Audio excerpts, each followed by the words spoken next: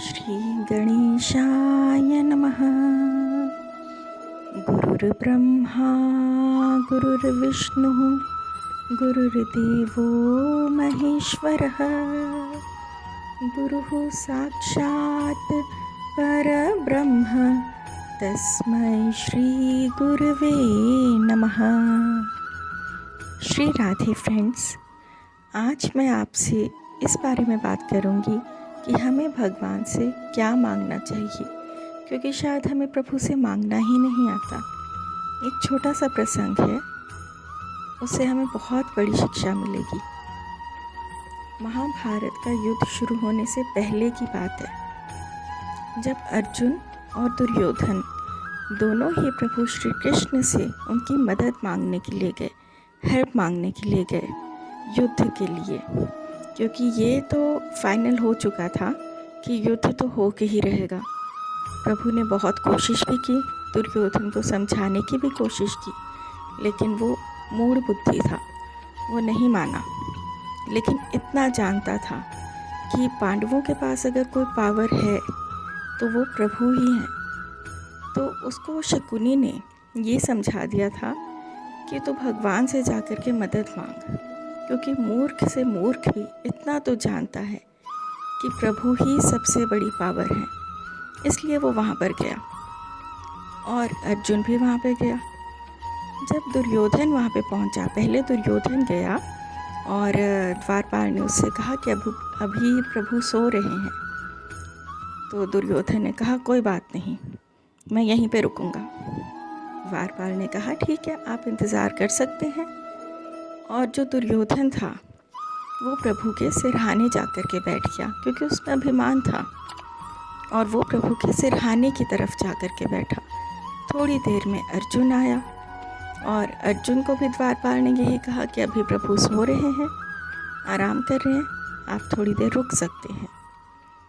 तो अर्जुन जाकर के प्रभु के चरणों की तरफ बैठा, उनके चरणों में बैठा, क्योंकि वो भक्त था इसलिए। और जो भक्त है वो हमेशा प्रभु के चरणों में ही बैठेंगे।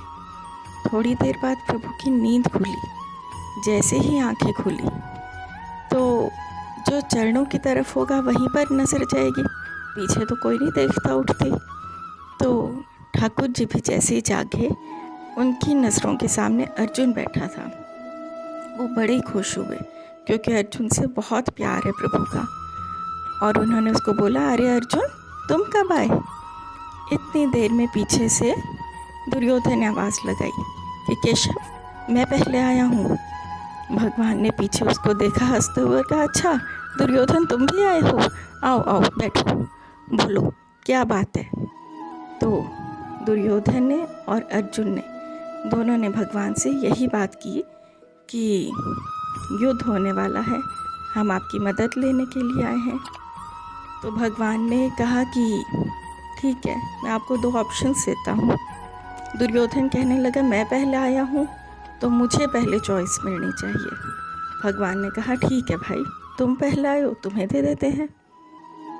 और भगवान ने कहा कि दो ऑप्शंस ये हैं कि एक तरफ तो मेरी पूरी सेना है, या तो वो ले लो, और दूसरी तरफ मैं अकेला हूँ, वो भी निहत्था। निहत्था का मतलब होता है जो हाथ में कोई भी हथियार नहीं लेंगे, अस्त्र शस्त्र नहीं लेंगे। तो दुर्योधन ने कहा कि मेरे को सेना चाहिए, क्योंकि मुझे युद्ध करना है, और युद्ध में निहत्थे का क्या काम, मुझे प्रभु की आरती तो उतारनी नहीं है। तो उसने कहा कि ऐसा है केशव, मुझे तो अपनी सेना दे दो।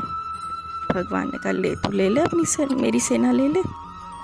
बड़ा ही खुश होके गया कि जैसे उसने पता नहीं कितना बड़ा प्रॉफिट का काम कर लिया है, उसे बहुत फ़ायदा हो गया, और बहुत खुश होके वहाँ से चला गया।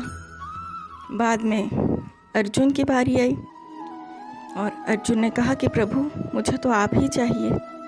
भगवान ने हंसते हुए से कहा कि अर्जुन तू तो बड़ा मूर्ख है, मैं तो तुझे बड़ा ज्ञानी समझता था, बहुत समझदार समझता था, पर तू तो एकदम मूर्ख निकला। मैंने बोला है मैं खड़ा होऊंगा, लेकिन निहत्था, हाथ में कोई अस्त्र शस्त्र नहीं पकड़ूंगा। युद्ध करने जा रहा है तू, तुझे मेरी वहाँ पे आरती नहीं उतारनी है।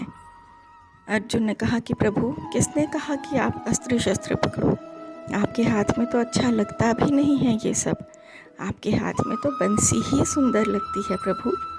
और सच कहूँ, जब आपने पहले दुर्योधन को ये ऑप्शन दिया था तो मैं डर गया था कि कहीं वो आपको ना मांग ले।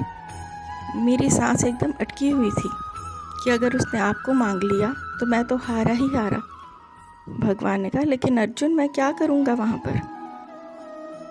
तो अर्जुन ने कहा कि प्रभु आपको बस एक काम करना है, आपको कोई अस्त्र शस्त्र नहीं पकड़ना, बस आपको कुछ पकड़ना है तो मेरे रथ की, घोड़ों की लगाम पकड़नी है, आपको मेरा सारथी बनना है। क्योंकि जब आप सारथी बनोगे तो आप आगे होगे, और जब आप आगे होगे तो जीत होगी तो आपके भक्त की होगी, और हार होगी तो आपकी होगी, मेरी नहीं होगी, क्योंकि आप आगे हो। भगवान हंसने लगे और उन्होंने कहा, अर्जुन मैं तेरे साथ में हूँ। क्योंकि वो उसको चेक कर रहे थे, उसको टेस्ट कर रहे थे कि क्या सच में ये मुझे ही चाहता है। भगवान ने उसको बहुत ज़्यादा कोशिश की जानने के लिए, उसको बार बार बोला कि मैं कुछ नहीं उठाऊंगा, मैं कुछ नहीं करूंगा वहाँ पर। लेकिन अर्जुन प्रभु को ही चाहता था और इसीलिए उसी की जीत हुई। तो हम जब भगवान के सामने जाते हैं, हम भी बहुत सारी भगवान से भगवान की चीज़ें मांग लेते हैं। प्रभु हमें ये दे दो, हमें वो दे दो, और भगवान बहुत खुश होकर दे भी देते हैं कि ले जाओ मैं फ्री हुआ। लेकिन जो भगवान से भगवान को मांग लेता है तो फिर भगवान उसके गुलाम बन जाते हैं। जो वो बोलता है फिर वो प्रभु को करना ही पड़ता है, क्योंकि वो भगवान को हमने अपने प्यार की डोरी से बांध लिया होता है। जैसे शादी होती है तो लड़की और लड़के की जब शादी होती है तो पति की जितनी भी प्रॉपर्टी होती है 7 फेरों के बाद उस पर अपने आप राइट हो जाता है लड़की का, चाहे कुछ भी कहो। इसी तरह हमें भी प्रभु के साथ फेरे लेने हैं, हमें प्रभु को अपना बनाना है, अपने आप को प्रभु को सौंप देना है। जब हम एक हो जाएंगे तो फिर हमें कुछ मांगना नहीं पड़ेगा, प्रभु अपने आप सब करते रहेंगे और कर रहे हैं, आज भी वो कर रहे हैं। बस उसको फील करना आना चाहिए हमें हर प्रॉब्लम से निकालने वाले प्रभु ही हैं। बस प्रभु से प्रभु को ही मांग लो, फिर तो जो प्रभु का है वो सब हमारा ही है, क्योंकि सारी दुनिया ही प्रभु की है। तो फ्रेंड्स, अब हमें ये चीज़ अच्छे से समझ आ गई होगी कि हमें नेक्स्ट टाइम जब हम मंदिर में जा रहे हैं, ठाकुर जी के सामने बैठ रहे हैं, तो उनसे हमें क्या मांगना है। प्रभु से प्रभु को मांग लो, उनका प्यार मांग लो।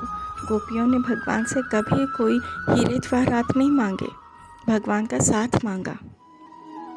बस वो ही मांगो, फिर हर क्षण वो हमारी रक्षा करेंगे, देखना।